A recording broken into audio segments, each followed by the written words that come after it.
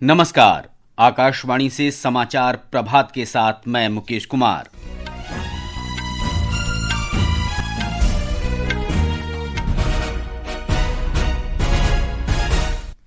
प्रधानमंत्री नरेंद्र मोदी आज सुबह 11 बजे आकाशवाणी से मन की बात कार्यक्रम में अपने विचार साझा करेंगे। राष्ट्रपति द्रौपदी मुर्मू 77वें गणतंत्र दिवस की पूर्व संध्या पर आज राष्ट्र को संबोधित करेंगी। यूरोपीय आयोग की अध्यक्ष उर्सुला फॉन डर लायन भारत की आधिकारिक यात्रा पर नई दिल्ली पहुंची। गणतंत्र दिवस परेड में मुख्य अतिथि होंगी। निर्वाचन आयोग आज 16वें राष्ट्रीय मतदाता दिवस का आयोजन करेगा। उत्तर प्रदेश सरकार ने प्रत्येक जिले के देसी व्यंजनों को लोकप्रिय बनाने के लिए एक जिला एक व्यंजन योजना शुरू की और भारत और न्यूजीलैंड के बीच तीसरा T20 अंतर्राष्ट्रीय क्रिकेट मैच आज गुवाहाटी में।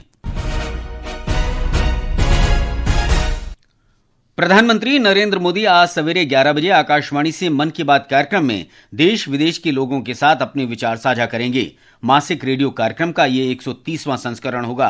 कार्यक्रम का प्रसारण आकाशवाणी और दूरदर्शन के समूचे नेटवर्क, आकाशवाणी समाचार वेबसाइट और news on AIR mobile app पर भी किया जाएगा। इसका सीधा प्रसारण आकाशवाणी समाचार, डीडी न्यूज, प्रधानमंत्री कार्यालय तथा सूचना और प्रसारण मंत्रालय के यूट्यूब चैनलों पर भी होगा। हिंदी प्रसारण के तुरंत बाद आकाशवाणी से इस कार्यक्रम का प्रादेशिक भाषाओं में प्रसारण होगा। राष्ट्रपति द्रौपदी मुर्मू गणतंत्र दिवस की पूर्व संध्या पर आज राष्ट्र को संबोधित करेंगी। आकाशवाणी के सभी राष्ट्रीय चैनल पर इसका प्रसारण शाम 7 बजे से होगा। दूरदर्शन के सभी चैनल हिंदी और अंग्रेजी में इसे प्रसारित करेंगे। इसके बाद दूरदर्शन के क्षेत्रीय चैनलों पर प्रादेशिक भाषाओं में भी इसका प्रसारण होगा। आकाशवाणी अपने क्षेत्रीय चैनलों पर रात 9:30 बजे से प्रादेशिक भाषाओं में राष्ट्रपति का संबोधन प्रसारित करेगा।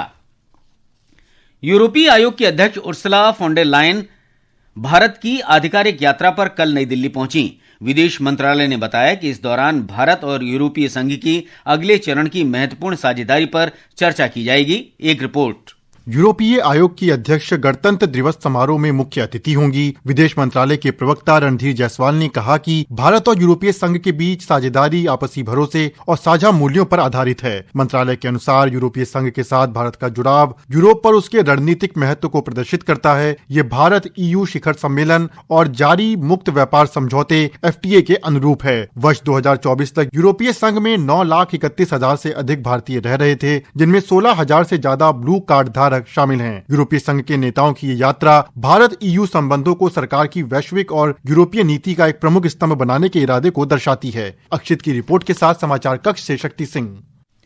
निर्वाचन आयोग आज नई दिल्ली में 16वां राष्ट्रीय मतदाता दिवस का आयोजन करेगा।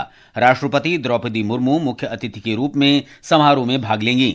इस वर्ष राष्ट्रीय मतदाता दिवस का विषय मेरा भारत मेरा वोट है। इसका नारा है भारतीय लोकतंत्र के केंद्र में नागरिक। ये दिन हर साल भारत निर्वाचन आयोग की स्थापना की स्मृति में मनाया जाता है, जिसकी स्थापना गणतंत्र दिवस से एक दिन पहले 25 जनवरी 1950 को हुई थी। इस दिन का उद्देश्य मतदाताओं के महत्व को रेखांकित करना, चुनावी जागरूकता बढ़ाना और लोकतांत्रिक प्रक्रिया में सक्रिय भागीदारी को प्रोत्साहित करना है। इस अवसर पर राष्ट्रपति द्रौपदी मुर्मू आज नई दिल्ली में आयोजित राष्ट्रीय समारोह में मुख्य अतिथि के रूप में उपस्थित रहेंगी। इसके अतिरिक्त ECI राष्ट्रीय और राज्य स्तर पर मतदाताओं, विशेष रूप से पहली बार मतदान करने वाले मतदाताओं के बीच जागरूकता बढ़ाने के लिए कई गतिविधियों का आयोजन कर रहा है। इन गतिविधियों में राष्ट्रीय निर्वाचन पुरस्कार समारोह शामिल है, जिसमें सर्वश्रेष्ठ निर्वाचन क्षेत्रों को सम्मानित किया जाएगा और राष्ट्रपति की उपस्थिति में विभिन्न कार्यक्रमों का शुभारंभ किया जाएगा। समाचार कक्ष से नवीन सक्सेना। आकाशवाणी के समाचार सेवा प्रभाग को वर्ष 2025 के सर्वश्रेष्ठ मतदाता जागरूकता अभियान के लिए इलेक्ट्रॉनिक रेडियो श्रेणी में मीडिया पुरस्कार से सम्मानित किया जाएगा। पुरस्कार चुनावी भागीदारी को प्रोत्साहन देने और सुलभ चुनावों के बारे में जागरूकता फैलाने में आकाशवाणी के योगदान को मान्यता देता है। केंद्रीय युवा कार्यक्रम और खेल मंत्रालय के तत्वावधान में देश भर में विभिन्न मतदाता जागरूकता कार्यक्रम आयोजित किए जा रहे हैं। पुदुचेरी के कराईकल में संडे ऑन साइकिल कार्यक्रम के अंतर्गत साइकिल रैली का आयोजन किया गया है। इस रैली का नेतृत्व केंद्रीय युवा कार्यक्रम और खेल मंत्री डॉक्टर मनसुख मांडविया ने किया। मुख्य निर्वाचन आयुक्त ज्ञानेश कुमार ने कहा है कि शुद्ध मतदाता सूची लोकतंत्र का आधार है। इसके लिए मतदाता सूची का विशेष गहन पुनरीक्षण SIR प्रक्रिया शुरू की गई है। श्री कुमार ने कहा कि ये प्रक्रिया बिहार में सफलतापूर्वक पूरी की गई है और इस समय 12 राज्यों और केंद्र शासित प्रदेशों में ये कार्य चल रहा है। उन्होंने कहा कि शेष राज्यों में भी इसे शीघ्र शुरू किया जाएगा। बिहार में एसआईआर की सफलता का सबसे बड़ा प्रमाण यह रहा कि तैयार की गई मतदाता सूची पर एक भी अपील दर्ज नहीं हुई, जिससे इसकी पवित्रता और विश्वसनीयता सिद्ध हुई। इसी सशक्त आधार पर संपन्न हुए बिहार विधानसभा चुनाव ऐतिहासिक रहे। श्री कुमार ने बताया कि हाल में संपन्न लोकतंत्र और चुनाव प्रबंधन से संबंधित भारतीय अंतर्राष्ट्रीय सम्मेलन में 70 से अधिक देशों के प्रतिनिधियों ने भाग लिया। हाल ही में 21 से 23 जनवरी के दौरान भारत निर्वाचन आयोग ने चुनावी प्रबंधन और चुनाव प्रक्रिया के विभिन्न पहलुओं पर चर्चा के लिए विश्व का सबसे बड़ा वैश्विक सम्मेलन आयोजित किया। 70 से अधिक देशों के चुनाव प्रबंधन संस्थानों के प्रमुखों और वरिष्ठ अधिकारियों, साथ ही कई देशों के राजदूतों ने भी भाग लिया। यह पहल भारत निर्वाचन आयोग की वैश्विक प्रतिबद्धता को दर्शाती है। पश्चिम बंगाल में मतदाता सूची के विशेष गहन पुनरीक्षण से संबंधित प्रशासनिक उपाय कड़े कर दिए गए हैं। कोलकाता में मुख्य चुनाव अधिकारी ने सभी जिला चुनाव अधिकारियों को सुनवाई के दौरान पेश किए गए दस्तावेज निर्वाचन आयोग के ECI नेट पोर्टल पर उसी दिन अपलोड करने का निर्देश दिया है। पंचायती राज मंत्रालय आज नई दिल्ली में निर्वाचित पंचायत प्रतिनिधियों को सम्मानित करेगा। इन प्रतिनिधियों को गणतंत्र दिवस परेड के लिए विशेष रूप से आमंत्रित किया गया है। सम्मानित होने वालों में लगभग 240 सरपंच, मुखिया, ग्राम प्रधान, खंड और जिला पंचायत अध्यक्ष शामिल हैं। इस अवसर पर यूनिसेफ के सहयोग से मंत्रालय द्वारा विकसित पंचायत सहायता और संदेश सेवा पंचम चैटबॉट का भी शुभारंभ किया जाएगा। ये समाचार आकाशवाणी से प्रसारित किए जा रहे हैं। ताजा समाचार जानने के लिए आप हमारे social media handle x@AIR News Hindi को फॉलो कर सकते हैं। समाचार प्रभात में आपका फिर स्वागत है। गृह मंत्री अमित शाह ने उत्तर प्रदेश दिवस के अवसर पर कल लखनऊ में एक जिला एक व्यंजन पहल का शुभारंभ किया। ये राज्य के एक जिला एक उत्पाद कार्यक्रम के अनुरूप है। इसका उद्देश्य आगरा के पेठे, मथुरा के पेड़े, लखनऊ के मलाई मक्खन और कानपुर के समोसे जैसे राज्य के व्यंजनों को GI टैग के माध्यम से वैश्विक मानचित्र पर लाना है। इस पहल से छोटे खाद्य उद्यमियों और स्थानीय श्रमिकों को लाभ होने की संभावना है। इस अवसर पर श्री शाह ने कहा कि विकसित भारत के निर्माण में उत्तर प्रदेश की प्रमुख भूमिका होगी। जब 15 अगस्त 2047 को देश की आजादी की सदी मनाई जाएगी, हमारा उत्तर प्रदेश पूर्ण विकसित प्रदेश बनकर विकसित भारत का एक अहम राज्य बनेगा।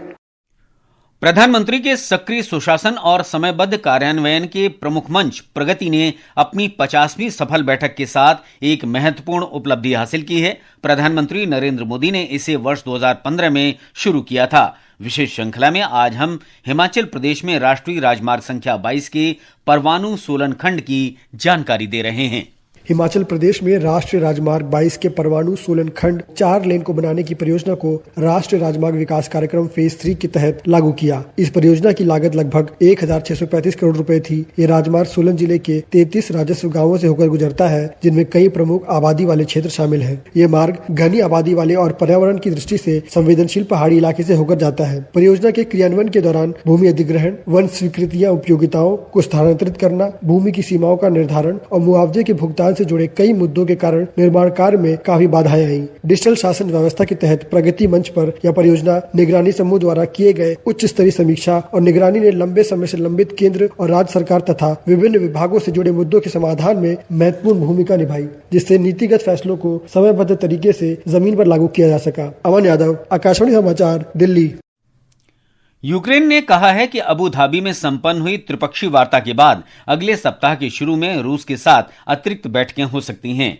संयुक्त अरब अमीरात की राजधानी में कल हुई वार्ता में फरवरी 2022 के बाद पहली बार अमेरिका, रूस और यूक्रेन शामिल हुए। एक रिपोर्ट। यूक्रेन के राष्ट्रपति वोलोदिमीर जेलेंस्की ने एक पोस्ट में कहा कि वे युद्ध समाप्त करने और सुरक्षा सुनिश्चित करने की प्रक्रिया में अमेरिकी निगरानी और देखरेख की आवश्यकता की समझ की सराहना करते हैं। अमेरिकी पक्ष ने संघर्ष की समाप्ति की शर्तों को औपचारिक रूप से निर्धारित करने के संभावित प्रारूपों के साथ साथ इसे व्यावहारिक बनाने के लिए आवश्यक सुरक्षा स्थितियों पर चर्चा की। सैन्य प्रतिनिधियों ने वार्ता के अगले दौर में उठाए जाने वाले मुद्दों को रेखांकित किया। जेलेंस्की ने कहा कि यदि आगे बढ़ने करने की तत्परता होती है और यूक्रेन तैयार रहता है तो अगली बैठकें अगले ही सप्ताह हो सकती है। दुबई से विनोद कुमार की रिपोर्ट के साथ समाचार कक्ष से जया भारती। मौसम विभाग ने पंजाब, चंडीगढ़, हरियाणा और दिल्ली में आज घने कोहरे का ऑरेंज अलर्ट जारी किया है। विभाग ने हिमाचल प्रदेश, पश्चिमी उत्तर प्रदेश, पश्चिम बंगाल और सिक्किम में कल तक घने कोहरे की स्थिति का अनुमान व्यक्त किया है। विभाग ने कहा है कि हिमाचल प्रदेश, पंजाब, चंडीगढ़, हरियाणा, दिल्ली और राजस्थान में कल तक शीतलहर चलने की संभावना है। विभाग के अनुसार तमिलनाडु, पुदुचेरी और कराईकल में आज गरज चमक के साथ मूसलाधार वर्षा हो सकती है। अंतर्राष्ट्रीय क्रिकेट परिषद ने कहा है कि 7 फरवरी से भारत और श्रीलंका में होने वाले T20 क्रिकेट विश्व कप के ग्रुप सी में बांग्लादेश की जगह स्कॉटलैंड को शामिल किया जाएगा। आईसीसी के मुख्य कार्यकारी अधिकारी संजोग गुप्ता ने इस निर्णय की जानकारी दी। उन्होंने बताया कि भारत से बाहर अपने निर्धारित मैच खेलने की बांग्लादेश की मांग आईसीसी की नीति के अनुरूप नहीं थी। भारत और न्यूजीलैंड के बीच 5 T20 क्रिकेट मैचों की श्रृंखला का तीसरा मैच आज शाम 7 बजे से गुवाहाटी में खेला जाएगा। भारत श्रृंखला में 2-0 से आगे है। ये समाचार हमारी वेबसाइट www.newsonair.gov.in और हमारे news on AIR mobile app पर भी उपलब्ध हैं। और अब आज के समाचार पत्रों की सुर्खियों के साथ हैं फरहत नाज। धन्यवाद मुकेश। रोजगार मेले में 61,000 नियुक्ति पत्र वितरित होने की खबर सभी अखबारों में है। अमर उजाला के अनुसार पीएम मोदी बोले, युवाओं के लिए रोजगार के नए अवसर खोल रहे व्यापार समझौते।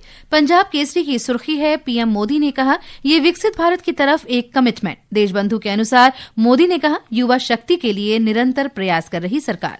अमेरिका के भारत पर शुल्क घटाने की खबर पर नवभारत टाइम्स की सुर्खी है, यूएस के वित्त मंत्री बोले, भारत से 25% टैरिफ हटा सकते हैं। दैनिक जागरण के अनुसार ईरान विरोधी पश्चिमी देशों के प्रस्ताव के खिलाफ भारत ने किया मतदान। ईरान के राजदूत ने कहा, भारत के सिद्धांतवादी फैसले और समर्थन के लिए धन्यवाद। दैनिक भास्कर ने सर्वोच्च न्यायालय के मुख्य न्यायाधीश की टिप्पणी दी है, न्याय में देरी केवल न्याय से इनकार नहीं बल्कि न्याय का विनाश है। पत्र के अनुसार न्यायाधीश ने कहा, मध्यस्थता को गंभीरता से प्रोत्साहित करें। देशबंधु ने तैयारी शीर्षक से लिखा है, गणतंत्र दिवस परेड में कर्तव्य पथ पर दिखेगी सेना की रणभूमि व्यह रचना। पत्र के अनुसार परेड में युद्ध प्रणाली की दुर्लभ झलक देखने को मिलेगी, तकनीकी परिवर्तन भी दिखाया जाएगा। दैनिक जागरण ने सख्त कार्रवाई जरूरी शीर्षक से संपादकीय में दिया है कि साइबर ठगी रोकने के लिए जागरूकता अभियान को अधिक व्यापक और प्रभावी बनाया जाना चाहिए। पत्र के अनुसार अधिकांश साइबर ठग गिरोह विदेश से संचालित होते हैं। भारत में विभिन्न राज्यों में इनके सदस्य लोगों को जाल में फंसाने का काम करते हैं। इस नेटवर्क को तोड़ने के लिए दिल्ली पुलिस को अन्य राज्यों की पुलिस के साथ समन्वय स्थापित करना होगा। साथ ही विदेश में बैठे मुख्य साइबर ठगों को सजा दिलाने के लिए भी आवश्यक कूटनीतिक और कानूनी कदम उठाने होंगे। अमर उजाला के अनुसार पहाड़ों पर दूसरे दिन भी हिमपात, गुरेज में बर्फीला तूफान, 100 से अधिक घरों को नुकसान, गुलमर्ग में 4 फीट से ज्यादा गिरी बर्फ। एनसीआर में शीतलहर, राजस्थान के माउंट आबू का तापमान -7 डिग्री दर्ज। देशबंधु ने बर्फ से ढके केदारनाथ धाम को सचित्र प्रकाशित किया है।